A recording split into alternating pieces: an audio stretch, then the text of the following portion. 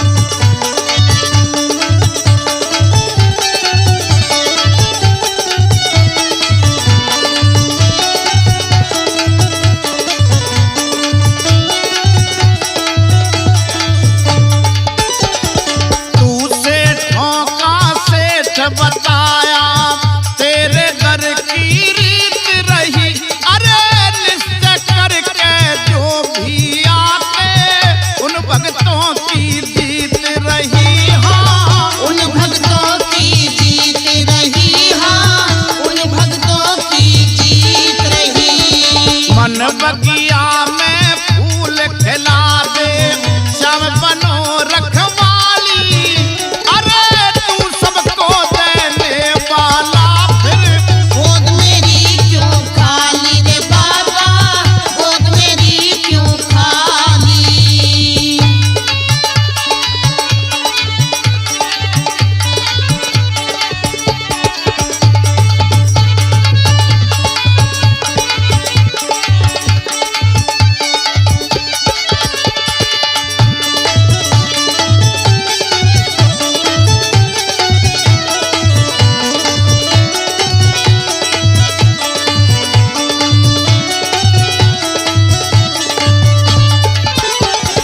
दयावान धनवान तू ही है, दया भगत पे कर देना, हे भूलू ना उपकार तुम्हारा, हाथ दया का धर देना रे।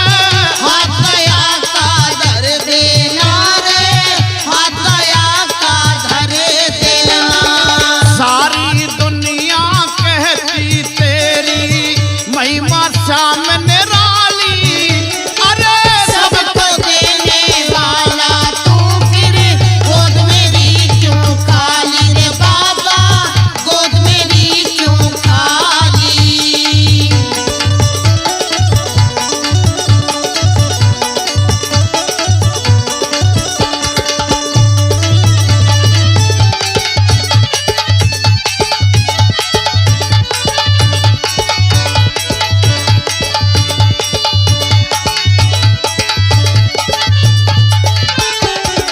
जल्दबाजी का काम नहीं, जब मर्जी हो तब दे देना, अरे दुखिया दीन गरीब का बाबा नाम लिस्ट में लिख लेना। नाम लिस्ट में लिख लेना, हाँ नाम लिस्ट में लिख लेना। हर 11 आऊंगा लेकर मैं पूजा की थाली, अरे सबको देने वाला तू फिर गोद मेरी क्यों खाली रे बाबा, गोद मेरी क्यों खाली।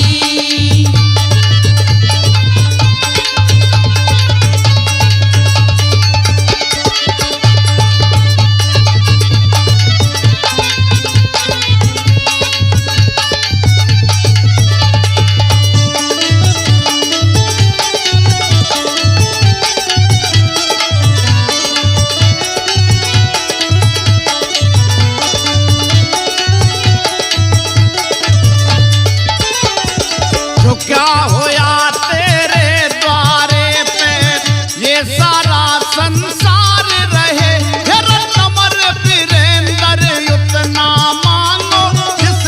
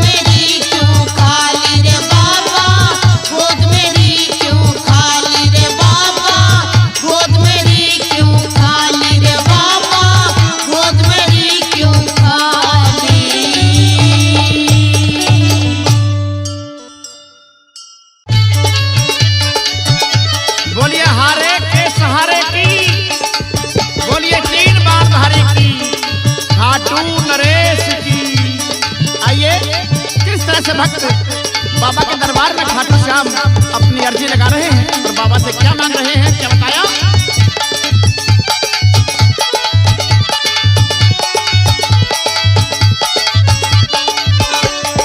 खाटू में चल के आया मैं बन के तेरा सवाली, हे सबको देने वाला तू फिर गोद मेरी क्यों खाली रे, हाँ गोद मेरी क्यों खाली।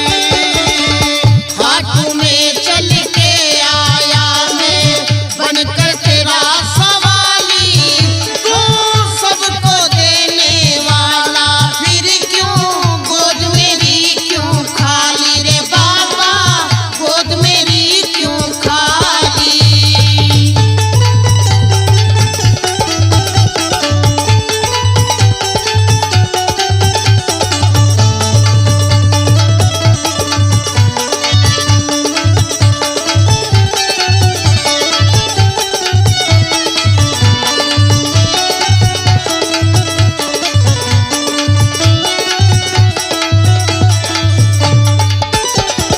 तू सेठों का सेठ बताया तेरे दर की रीत रही, अरे निश्चय करके जो भी आते उन भक्तों की जीत रही, हाँ उन भक्तों की जीत रही, हाँ उन भक्तों की जीत रही।